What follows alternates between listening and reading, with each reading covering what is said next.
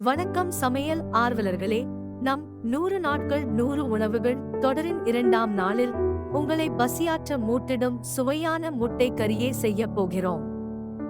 முதலில் அடுப்பை நவைத்து பானையில் தேவையான அளவு எண்ணெய் ஊற்றவும். இப்பொழுது சின்ன சீரகம், பெரிய சீரகம் மற்றும் வெந்தயம், வெங்காயம், பச்சை மிளகாய், கறிவேப்பிலை மற்றும் ரம்பையை சேருங்கள். வெள்ளை பூண்டு, தக்காளி சேர்த்து நன்றாக வதக்கவும். இப்போது மிளகாய் தூள் மற்றும் மஞ்சள் தூள் சேர்த்துவிடலாம்.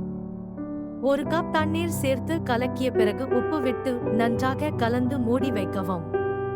இது நம் கறியை சுவைக்கு கூடுதலாக ஒரு இனிமையான தருணமாக மாற்றும். கறி கொதிக்கும் போது முன்பே வெட்டி வைத்திருக்கும் முட்டைகளை சேர்க்கவும். மீண்டும் கறியை மூடியவாறு கொதிக்க விடுங்கள். தேங்காய் பால் சேர்த்து கொதிக்க வைக்கவும். முட்டைகளுடன் சேர்த்த கறி நன்றாக வெந்ததும் நம் குழம்பு தயாராகிவிடும்.